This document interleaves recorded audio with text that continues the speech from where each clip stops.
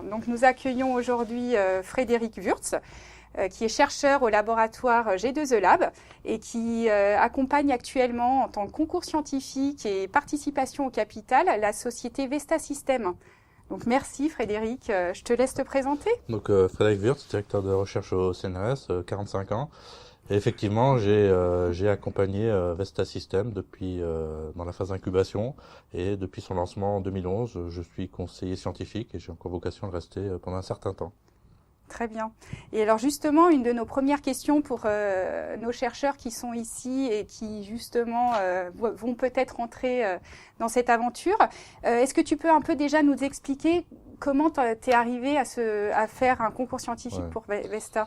Moi, c'est un cheminement assez naturel parce qu'on a une activité de recherche assez appliquée dans le laboratoire. On travaille effectivement sur tout ce qui est génie électrique. Moi, j'étais en plus responsable de l'équipe modélisation. Où on a un historique assez riche de création de logiciels qu'on a toujours essayé de valoriser par des structures industrielles derrière. Parce que, en fait, l'enjeu, c'est bien d'aller jusque-là. Donc, pour nous, c'est une histoire assez naturelle. J'ai d'ailleurs eu un projet avant aussi, qui a aussi été valorisé par Grain.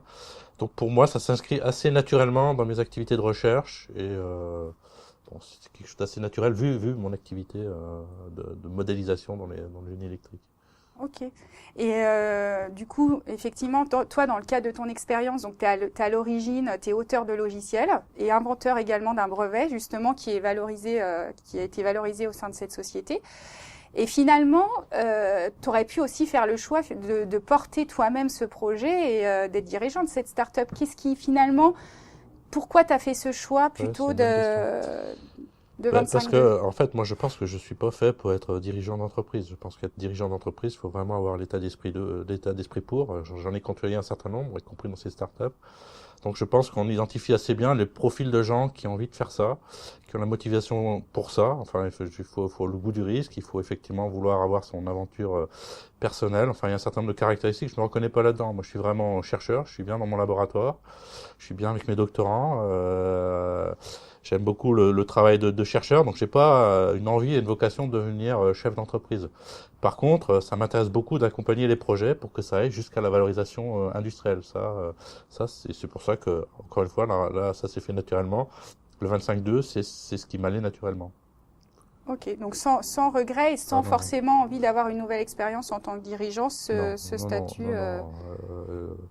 Je vous cache pas que on cherche d'autres opportunités pour valoriser des choses, mais si je devais accompagner des projets, ce sera toujours en 25-2, c'est-à-dire effectivement aider à faire le transfert entre le laboratoire et la structure qui industrialise derrière. Je me sens très bien dans ce rôle-là. Et finalement, par rapport à cette expérience, est-ce que tu rencontres des difficultés quelles difficultés tu rencontres et quels sont les points positifs, négatifs par rapport à cette expérience ? Je pense que maintenant, ensuite, deux projets, j'ai un bon recul. Il y a des effets bénéfiques et puis il y a des difficultés, effectivement. Les difficultés, ça je l'ai vécu à chaque fois, enfin personnellement un peu, avec les collègues aussi. Il faut accepter à un moment donné que le projet vive sa vie, hein. C'est-à-dire qu'effectivement, il part du laboratoire, c'est le projet des chercheurs, puis à un moment donné, ça devient aussi le projet de l'entreprise. Donc là, il y a une petite passation de pouvoir, il faut laisser l'oiseau s'envoler du lit, et là, il y a une petite difficulté. J'ai de plus en plus de recul par rapport à ça, mais ça c'est la petite difficulté. Après, les avantages, c'est que nous, très sincèrement, sans ces projets de valorisation, on n'aurait pas pu faire les projets qu'on a fait.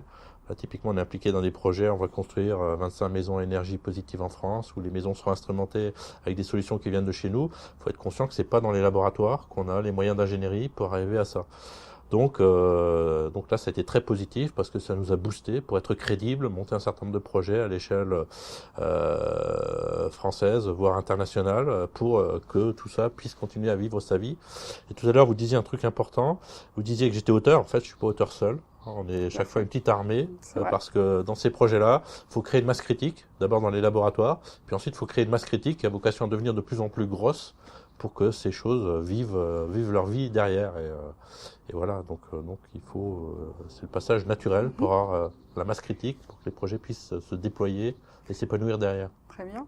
Et je pense aussi peut-être à un autre point positif, finalement, cette start-up qui est issue finalement du laboratoire.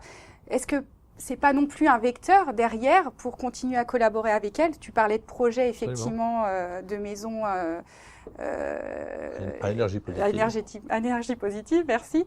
Et effectivement, je pense que ça aussi, ça permet d'alimenter le laboratoire et finalement peut-être que d'autres technos soient valorisés au travers de cette start-up qui reste dans le domaine finalement du laboratoire. Ouais, et puis ça fait effectivement, ça crée une masse critique où on reste nous en tant qu'académique avec effectivement la start-up qui peut prendre en charge un certain nombre de travaux de réalisation industrielle et ça permet après de monter en complexité dans la taille des problèmes qu'on traite. Typiquement avec Vesta, on a beaucoup travaillé à l'échelle de l'énergétique des bâtiments. Ben là, on va attaquer l'énergétique des quartiers, des smart cities.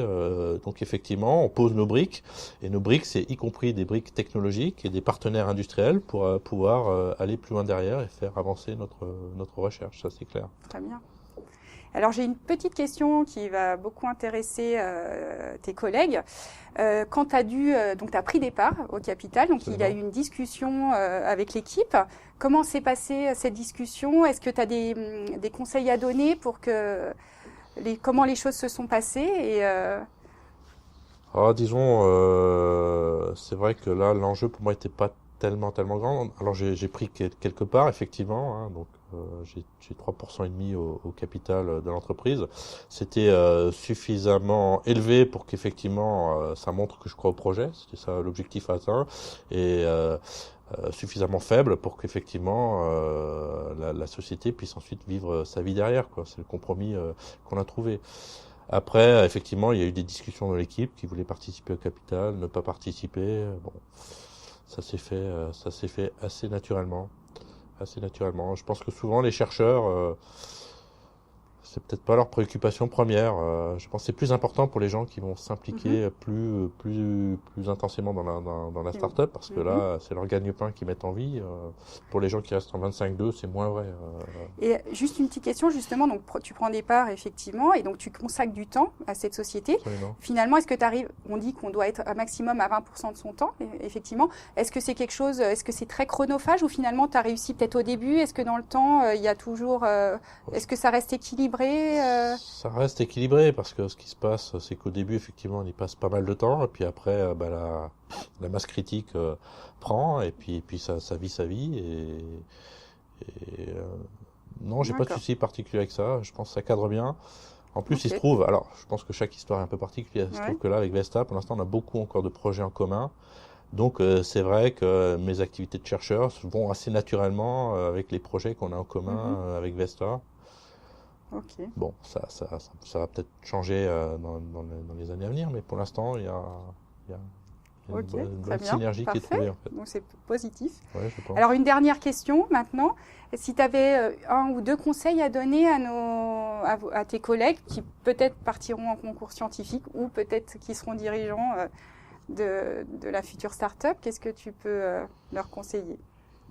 Ce que je peux leur conseiller, c'est d'être zen, parce que finalement, c'est vrai que ça peut être mouvementé, ces histoires de montée de start-up. Hein. C'est-à-dire qu'effectivement, il faut gérer l'incertitude. Il y a des jours où ça paraît très difficile, et puis d'autres jours où, belle éclaircie, tout avance. J'aurais tendance à dire, en 25-2, de toute façon, il faut être zen. Vous êtes en laboratoire, vous êtes là pour faire le travail à moyen, long terme, et finalement, ce que vous faites là, c'est un plus, quoi. C'est un plus qui peut apporter beaucoup de choses, donc il faut le prendre comme un plus et puis et être zen, quoi. C'est pas toujours évident parce qu'effectivement il peut y avoir de la tension par rapport aux échéances, de la tension parce qu'effectivement humainement il peut y avoir des difficultés. Bon là, je pense que le rôle des labos, c'est de travailler sur la durée. Donc ce que vous pouvez aussi apporter dans ces projets, c'est un peu de zénitude, un peu de hauteur de vue pour travailler à moyen long terme, alors qu'effectivement les gens qui sont dans la start-up, eux, il faudra qu'ils travaillent court terme parce qu'effectivement c'est leur avenir à très court terme qui joue. En tout cas, merci beaucoup d'être venu témoigner aujourd'hui. Merci pour le temps que tu nous as accordé. Et puis peut-être dans une prochaine expérience, oui, très certainement, d'après ce que tu viens de nous dire. C'est pas exclu, on y travaille.